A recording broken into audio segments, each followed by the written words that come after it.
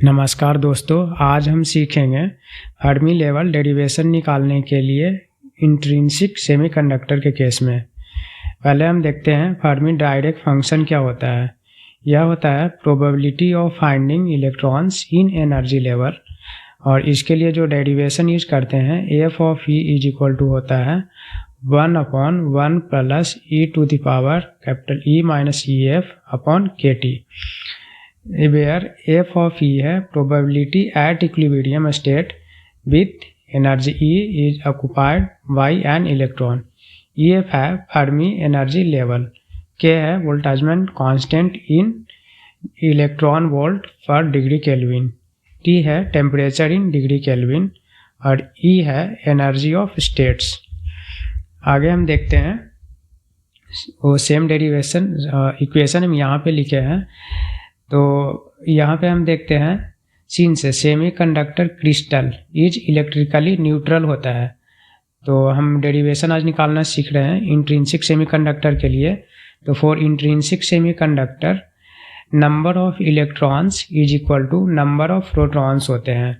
तो हम लिख सकते हैं n is equal to P.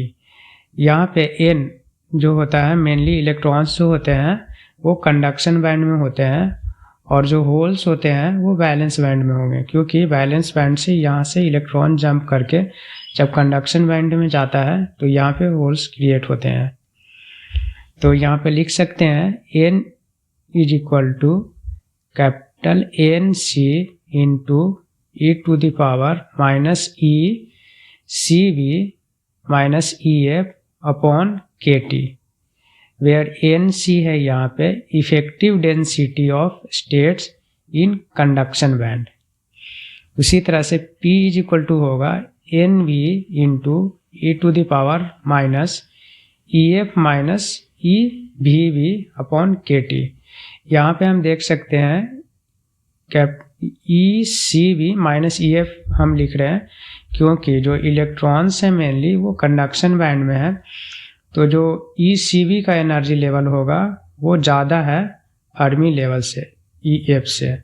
तो इसीलिए NC के साथ जो होगा ECV माइनस EF होगा, और होल्स के केस में NV जो है यहाँ पे उसके लिए जो एनर्जी यहाँ पे जो ऊपर में लिख रहे हैं पावर में EF, क्योंकि ये ज़्यादा है, और EVV वैलेंस बैंड का एनर्जी लेवल है वो कम है।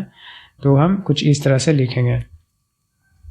सो हम यहाँ से अब देख सकते हैं NC upon NV is equal to लिख सकते हैं e to the power minus EF upon EVV upon KT, और ये नीचे में आ जाएगा। Now taking log both side, so log NC upon NV is equal to log, इस तरह से हम लिख सकते हैं। सो लॉग चूँकि हम जानते हैं log A upon B is equal to होता है log A minus log B, और दूसरा हम देखते हैं log e to the power x is equal to x होता है। सो हम भी लिख सकते हैं log this minus log this। So now लिख सकते हैं इसको log e to the power x is equal to x होता है, तो यहाँ पे log e to the power x है ये, तो ये है जो x यहाँ पे मान रहे हैं तो ये इधर आ जाएगा, क्योंकि यहाँ पे हम लिख सकते हैं इस तरह से log ये नीचे बेस है e और ये e to the power x है, तो इसका वैल्यू 1 हो जाएगा, और ये x है जो नीचे में आ जाएगा, यहाँ पे आ गया है। उसी तरह से इस साइड भी सिमिलर इस तरह से हो जाएगा। तो हम इसको लिख सकते हैं now EF minus EVV upon KT, ये माइनस इंटू माइनस ये प्लस हो जाएगा ECV minus EF upon KT। So log NC upon NV is equal to हो जाएगा EVV plus ECV minus 2EF upon KT। So now इसका होगा EVV और plus ECV upon KT minus 2E of F upon KT।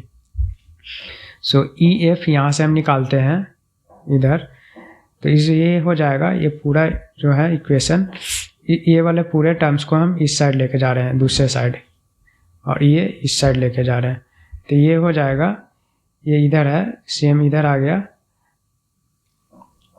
और KT/2 हो जाएगा log NC minus NV। ये plus में है इस साइड, तो दूसरे साइड जाएगा तो ये माइनस में हो जाएगा।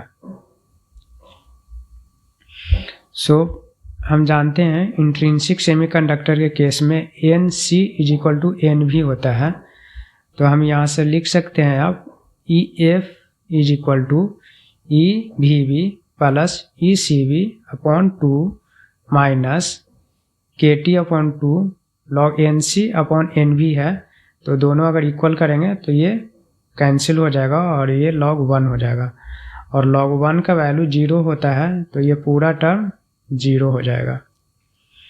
तो अब हम देख सकते हैं ये हो जाएगा EF = EVB plus ECB/2 = EG, क्योंकि एनर्जी गैप है, बाई 2।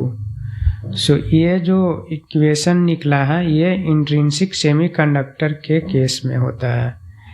इसी तरह से T = 0 डिग्री केल्विन पे भी अगर चेक करेंगे तो ये जो होगा फ्रॉम इक्वेशन फर्स्ट, जो इक्वेशन फर्स्ट है यहाँ पे ये है, तो इससे हम अगर T = 0 यहाँ पे पुट करेंगे तो ये ओवरऑल जो वैल्यू होगा कुछ इस तरह से होगा। T = 0 इधर भी पुट करेंगे आप, ये वाले इक्वेशन में भी, सॉरी यहाँ पे पुट करेंगे ये इक्वेशन 1 में, तो ये पूरा टर्म 0 हो जाएगा और EVB प्लस ECB/2 हो जाएगा, यानी EG/T हो जाएगा। तो ये मेनली जो इंट्रिंसिक सेमीकंडक्टर के लिए जो फर्मी लेवल होता है उसका डेरिवेशन ये है। Thank you.